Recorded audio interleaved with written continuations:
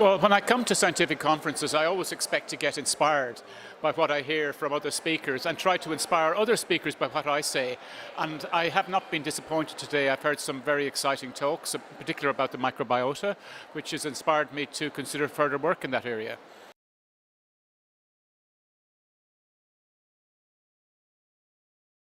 Because sometimes the immune system, for whatever reasons, for genetic factors, for environmental influences, it can go astray, it can be dysregulated, and it can cause diseases that don't normally happen in normal individuals, like autoimmune diseases such as type 1 diabetes, multiple sclerosis, arthritis. So clearly the immune system is responsible for these diseases because it's not properly regulated. So what we need to do in terms of therapies is find ways of either preventing them, thereby stopping the dysregulation, or resetting the immune balance to control the disease.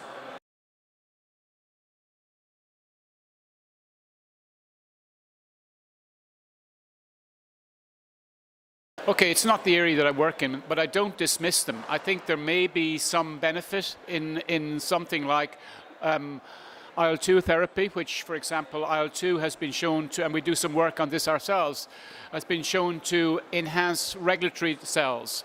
And regulatory cells are the important cells for controlling a lot of these diseases. So if you can give an intervention that enhances these regulatory cells, it does have a scientific basis in terms of being a potential treatment for these diseases. So I think that is certainly one area where I think it converges with conventional approaches.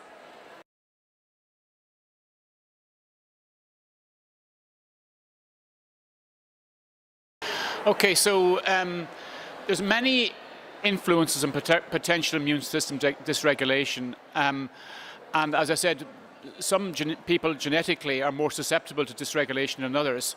But what really drives it are things like the microbiota in the gut, exposure to diet. So high-fat diet, for example, a high-salt diet can influence your propensity to get autoimmune diseases, but also things like pollutants. So exposure to diesel fumes, for example, if we live in a city and we're exposed on a daily basis to pollution, that is going to increase our possibility of getting these diseases.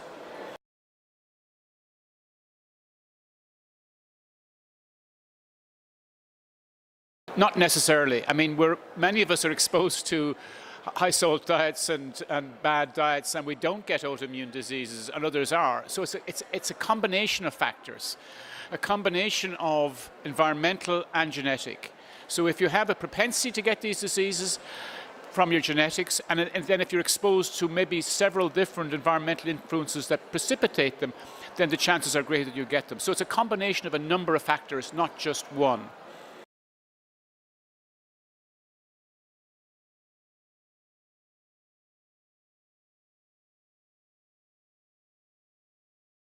These are relatively common diseases. Globally, it's anticipated that about 20% of all people in the world will get some form of autoimmune disease in their lifetime. So that's at the very severe end. In terms of diseases like rheumatoid arthritis and multiple sclerosis, maybe 1 in 1,000, 1 in 2,000 people, depending on the country. It does vary from country to country. In the developed countries, propensity is higher. In developing countries, it is lower, and that may be due to the influence of the microbiota, the influences of infection with parasitic organisms, which have a capacity to downregulate the responses. It may be to do with the conditions in which we live. For example, allergy is much higher incidence in Western countries because we live in warm rooms that have centrally heated, that have a lot of dust mite. And that doesn't happen in developed countries where people are living in more primitive conditions where they don't get exposed to these allergens.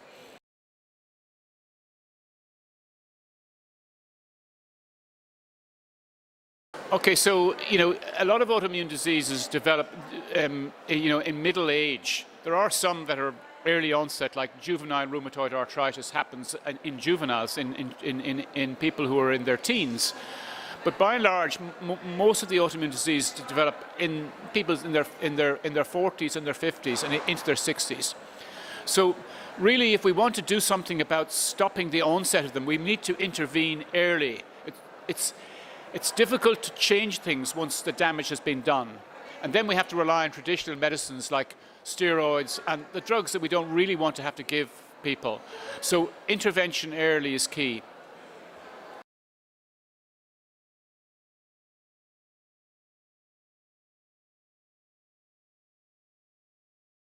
Okay, so there's very strong evidence emerging that the microbes that are in our gut, depending on the shape of those microbes, can influence whether we get an autoimmune disease or not. For example, there are particular types of microbes that thrive on diet that are high in fiber. So foods like oat products, lots of vegetables are high in fiber, and they promote the growth of bacteria that are anti-inflammatory, that are protective, whereas high-fat diets promote the growth of bacteria that are inflammatory and more likely to cause the disease. So the diet that we take in has a big influence on the bacteria that grow in our gut, and they influence in turn our immune response and our susceptibility to these autoimmune diseases.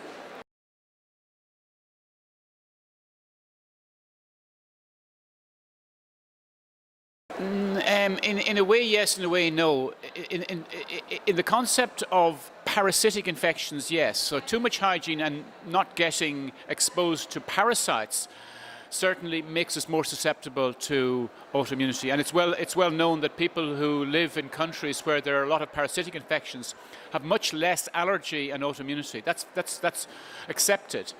But when it comes to the gut bacteria, we all have gut bacteria. It's just the type of gut bacteria that we have has a big influence on whether we will develop or not develop autoimmunity. So, it's not a case of we shouldn't be infected. We are all infected. It's what we're infected with that matters.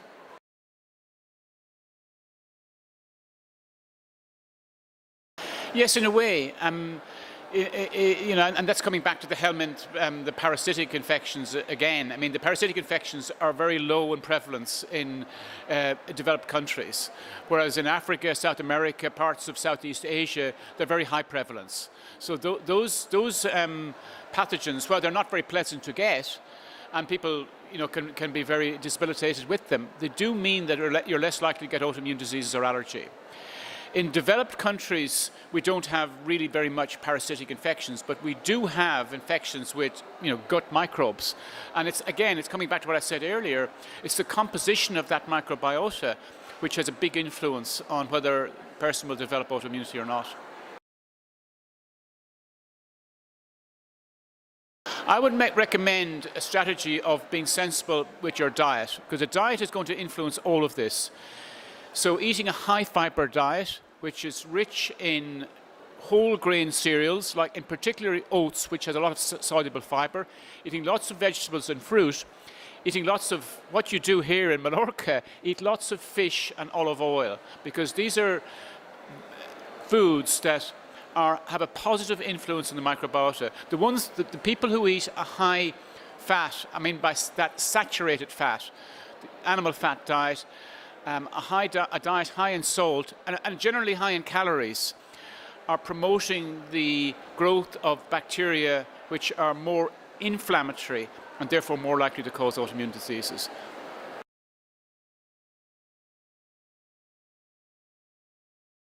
Yeah, my investigations are focusing more on the conventional approaches, but we do have an interest also in exploiting the parasitic organisms to try and find molecules that we could use to treat autoimmunity. So instead of infecting someone deliberately, which is a very difficult, with a parasite, which is a difficult thing to control, what we're searching for are the key molecules in those parasites that could be used to treat or prevent autoimmune diseases.